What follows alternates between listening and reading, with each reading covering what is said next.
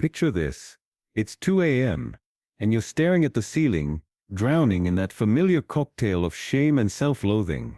You had 8 hours today, 8 precious hours to tackle that project that's been haunting your thoughts for weeks. Instead, you reorganized your bookshelf, watched endless reels, and convinced yourself that research meant falling down rabbit holes that led nowhere. Sound devastatingly familiar? This isn't just laziness. This is something far more sinister, a psychological prison that keeps you trapped between who you are and who you could become. But what if I told you that a 19th century German philosopher, a man who danced on the edge of madness and genius, didn't just understand this torment, he left us a blueprint to shatter it completely. Friedrich Nietzsche saw procrastination not as a character flaw, but as a symptom of something much deeper, a soul that has forgotten its own power. Tonight we're going to explore 13 revolutionary insights from his philosophy that don't just help you get things done, they transform you into the kind of person who no longer needs motivation to act. If you're drawn to content that challenges your very core, that refuses to coddle you with empty platitudes, then Mind in Revolt is your sanctuary. Hit that subscribe button, because what we're about to uncover will either awaken something primal within you, or make you realize you're not ready for the truth about your own potential. The 13th insight, the one we'll reach at the end, isn't just powerful. It will force you to confront a version of yourself you never knew existed. Let's begin this descent into the psychology of transformation. To understand why you procrastinate, you must first grasp Nietzsche's most dangerous idea, the will to power. You are not some pleasure-seeking creature avoiding pain. You are a force of nature yearning for mastery, for meaning, for the intoxicating rush of becoming more than you were yesterday. When you procrastinate, it's because this primal drive has been severed, fragmented, turned against itself. Your first revelation: reclaim your severed will. The strongest humans aren't those free from struggle. They're the ones who've learned to feast on it. Stop waiting for motivation like some beggar at the gates of inspiration. The will to power demands that you act not despite resistance, but because of it. That resistance you feel, it's not your enemy, it's your teacher, showing you exactly where your power lies dormant. Think of the last time you delayed something crucial. Were you truly tired, or were you terrified of confronting the version of yourself that task would reveal? Procrastination, in Nietzsche's terms, is your soul's rebellion against its own potential. The part of you that would rather remain safely mediocre than risk the transformation that true effort demands. Second revelation: reject tomorrow's poisonous promise. Nietzsche warned against what he called the spirit of gravity, that crushing weight that convinces you that endless tomorrows stretch before you like an infinite safety net. But here's the truth that cuts like a blade. Tomorrow is the most seductive lie ever told. Every delay is a small death. Every postponement a betrayal of the person you could become today. The snake that cannot shed its skin must perish. Are you that snake, clinging to the comfortable decay of delay? Third revelation: transform your resistance into rocket fuel. What if every moment of hesitation became your signal to charge forward, not retreat? Nietzsche's concept of eternal recurrence asks a question that should terrify you. What if you had to live this exact day, with all its procrastination and wasted potential, forever? Would you still scroll mindlessly if you knew you'd repeat that scroll 10,000 times? The fourth revelation strikes at the heart of your comfort addiction. Embrace discomfort as your path to greatness. You must become who you are, Nietzsche declared, a phrase that sounds simple but conceals a terrifying truth. Your authentic self isn't some gift waiting to be unwrapped. It's a creation forged in the fire of deliberate difficulty, shaped by your willingness to do what feels impossible. But we're only beginning to scratch the surface of this psychological revolution. The next 4 revelations will strip away the comfortable lies you tell yourself about routine,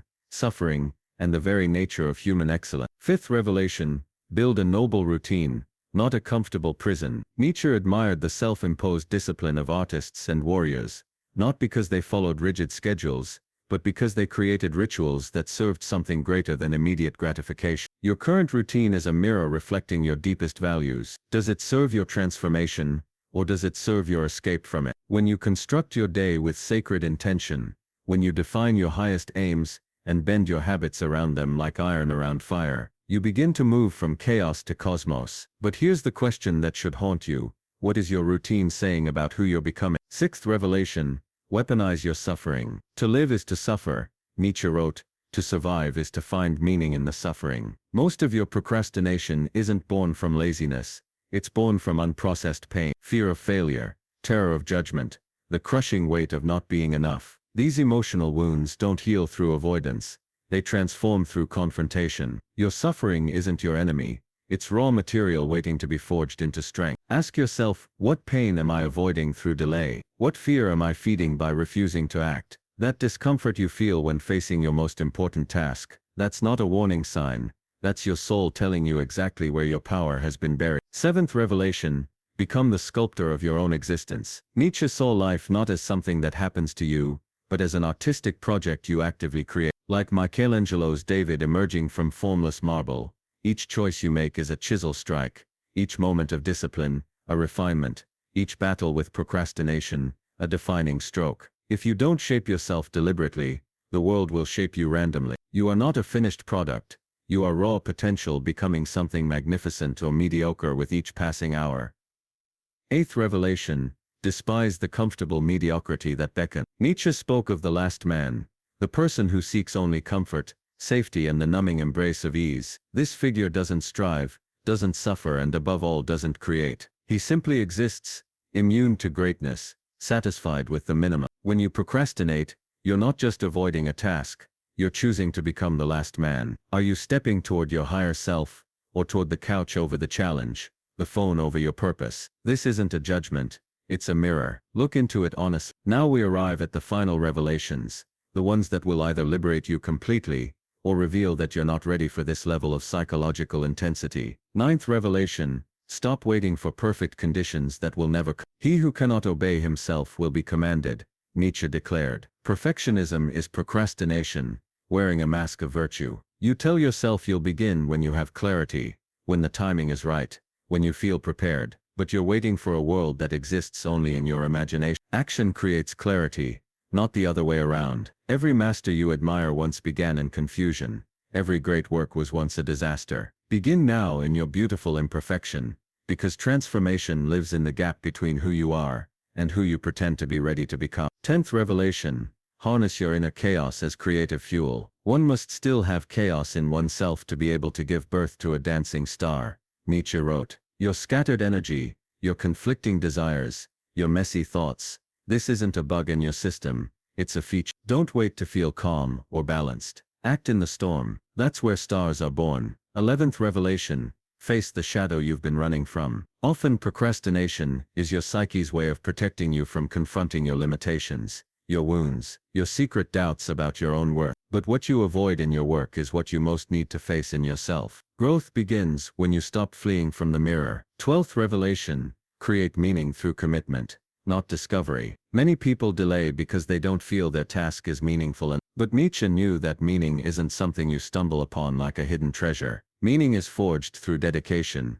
through struggle, through the sacred act of showing up. You don't find your purpose, you build it, one deliberate action at a time. And now, the 13th and most dangerous revelation, become the Übermensch of your own existence. This isn't about superiority over others, it's about transcending the ordinary version of yourself that negotiates with delay, that bargains with mediocrity, that accepts less than your soul demands. The Übermensch doesn't procrastinate because the Übermensch has remembered something most people forget. You are not a victim of your circumstances. You are the author of your response to them. Your time isn't something to manage. It's something sacred that reflects the essence of who you're becoming. Every moment you choose discomfort over ease, action over delay, creation over consumption, you step into this higher version of yourself. You stop being someone who fights procrastination and become someone who no longer needs to. The battle ends not when you develop better habits, but when you develop a better identity. Mind in revolt exists because some truths can't be sugar-coated.